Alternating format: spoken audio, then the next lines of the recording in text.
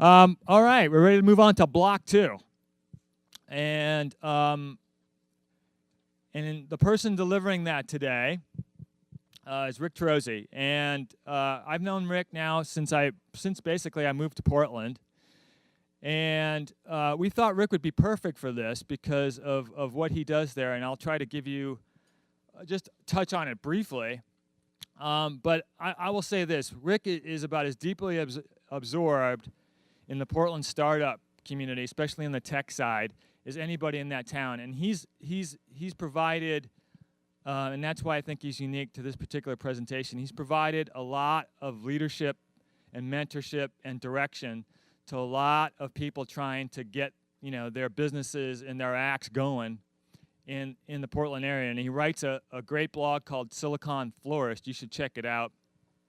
It's Portland and Northwest specific, but it kind of gives you an insight into his psyche, which can be somewhat interesting.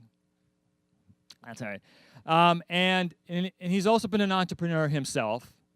And I think we're really pleased and honored to have him here today because of, and I think he'll share this with you, but I know it personally. I mean, here's a guy that's deeply committed to building a great community in a specific location and nurturing it and mentoring it and help making it happen. And the primary way right now is through a group called PI. It's called the Portland Incubator Experiment.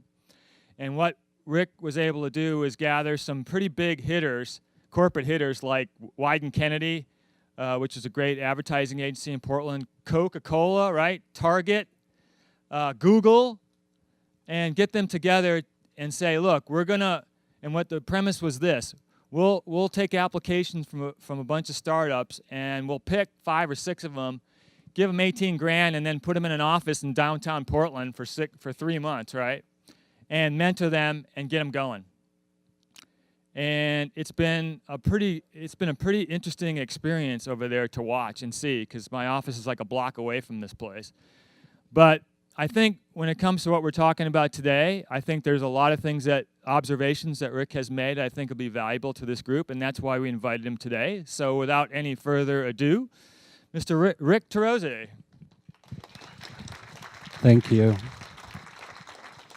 Get over on camera here. Yeah. Twitter handle is Turoczy, spelled just like it sounds. Turoc as in Charlie, Z as in zebra, Y. Thank you for having me here. This is all about embracing opportunity. And when Terry and Liz approached me and said, would you like to present, I basically shrunk in fear and then realized it was an opportunity I could not pass up. So thank you to both of you for inviting me. Thank you to all of you for attending, and hopefully I can impart some of my knowledge that I've learned from the startup scene. And you'll find it very much couched in what I've learned from the startups in Portland and startups I've encountered worldwide, but hopefully you can take some of that and apply it to your business, and I'm happy to help you do that in any way. As Terry said, I'm constantly meeting with people and trying to, chat with them about what they're trying to accomplish and how they're trying to do it. So, where to start with position? Terry said, when he was leaving the other session, that sometimes the value statement is very challenging. That's a challenging place to start. I will argue that position may be even a step more challenging. And the reason for that is position in and of itself isn't terribly aspirational. The value proposition, where you want to be, where you want to go, is something to which you can aspire, where you can think big thoughts, have big dreams, and be on the path to getting somewhere. Positioning, on the other hand, is brutally honest about where you are today, right now, and where the market is today, right now. And I think the vision is incredibly important. I mean, we've heard several people, the two Tims described it very well, that's something that keeps people engaged. It gets them out of bed in the morning. It makes them feel like they're doing something. something worthwhile and something terribly important. What position does is help you commit that vision to action. It gives you a point in time where you are, where you can act. With Fat Wallet, for example. If they'd said, well, we need to go spend $10,000 to start this company, they couldn't have done that. The fact was he only had $100 to start the company. How do you work from that position? The most important thing to remember, some people might say, well, I've only got $100. I'm never going to get there from here. There is no weak position. There's only weak positioning. There's always opportunity in whatever position you're in. I'm a one-man shop. Great. Everybody gets to talk to the boss. We're a huge company. Well, you've got a lot of resources at your disposal. You're getting a paycheck every week. Make something happen. There's strength in every position, even as silly as my back's against the wall. Great. No one's sneaking up on you then. So think about your position and spin it positively. Think about where you are, what resources you have at your disposal, and how you get there from here. The old, the journey of a thousand miles starts with one step. Positioning is each step. And while it's really hard to figure out your initial position, there is some good news.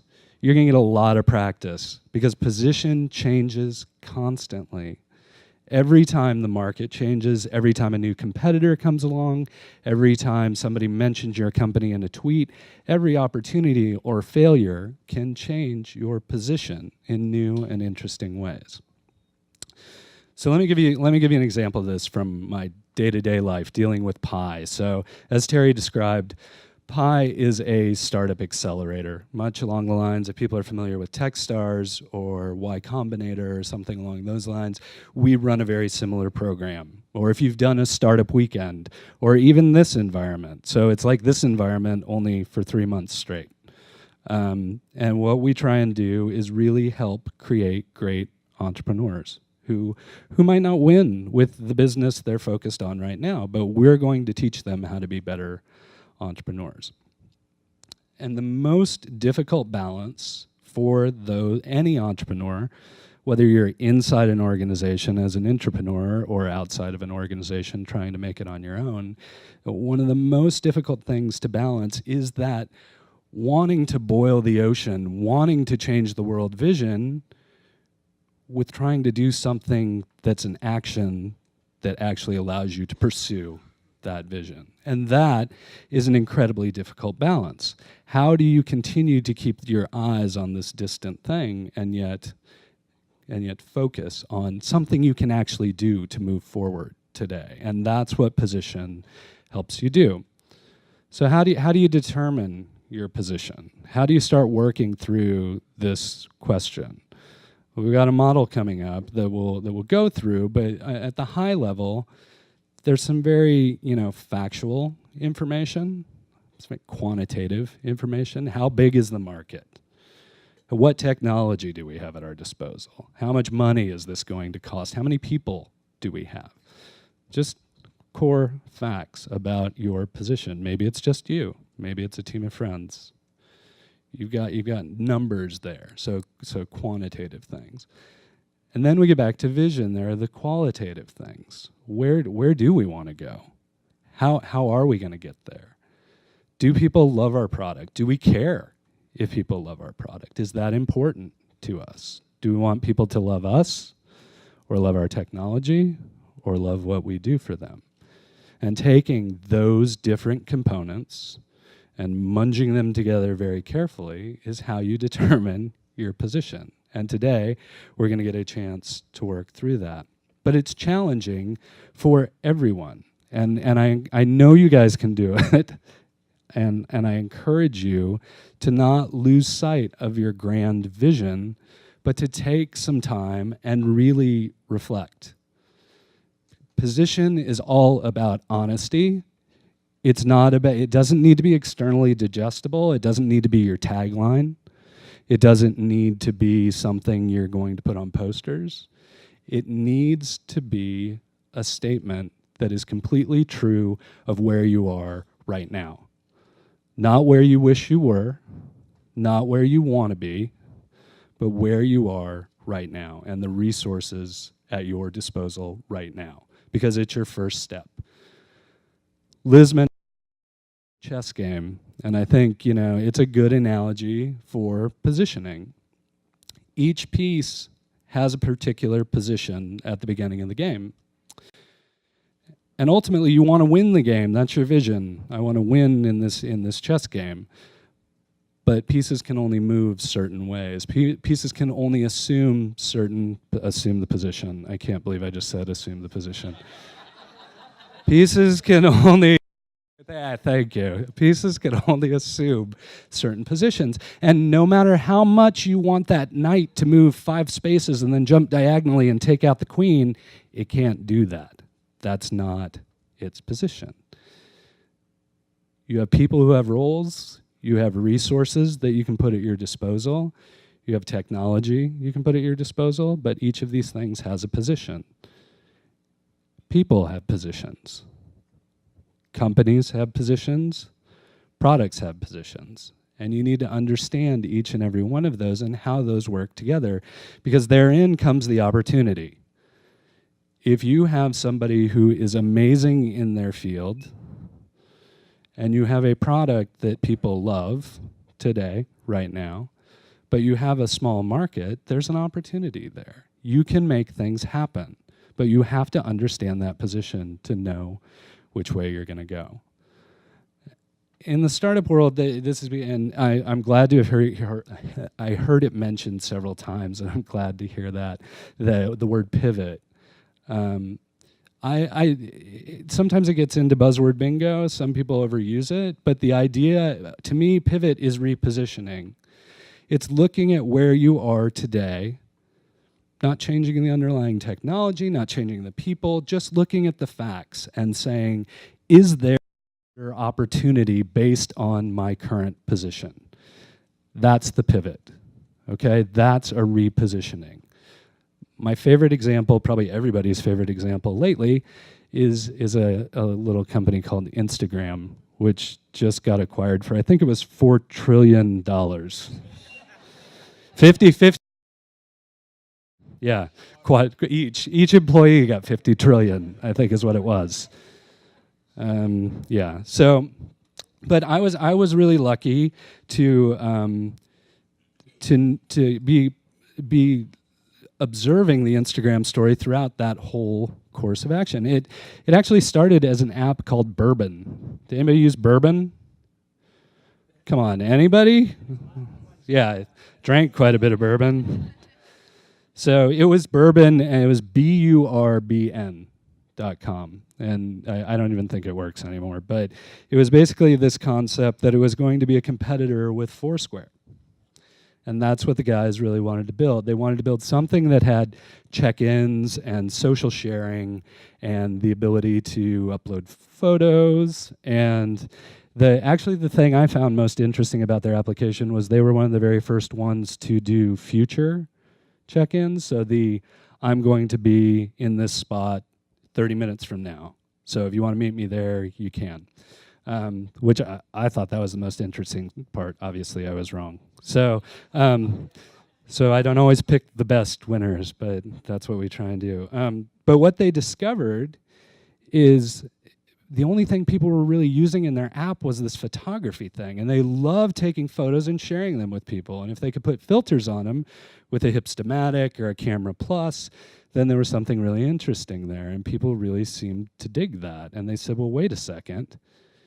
What we want to build is this next great check-in app, this next great thing that's going to take over the geolocation space.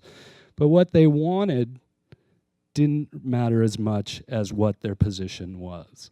And their position was they had built a technology that was really good for photo sharing and only took about 3 people to support and kept growing with tons and tons of users. And so they said, well, let's carve this out. Let's take this technology, and that became Instagram.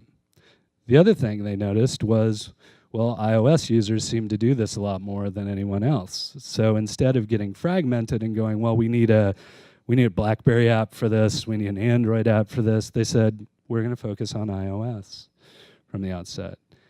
And we were lucky enough at Pi, we have all these random brushes with people. The community manager for Instagram actually sat in Pi for about 3 days till they got way too busy and he got called to the Bay Area. They're like, you have to come back to the mothership. This isn't going to work as a virtual thing. You gotta come. And so I kind of got to see their progress throughout that time and keep an eye on them. And you know, Portland loves its Instagram, cannot get enough of Instagram in Portland. And it's a really good example to watch somebody taking the opportunity of their existing position, having the courage and know-how to tweak give up their ideal and say, this is our opportunity, this is our position, this is what we have to do right now.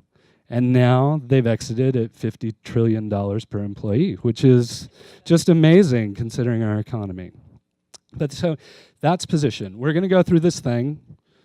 I encourage you to be brutally honest with yourself about where you are today.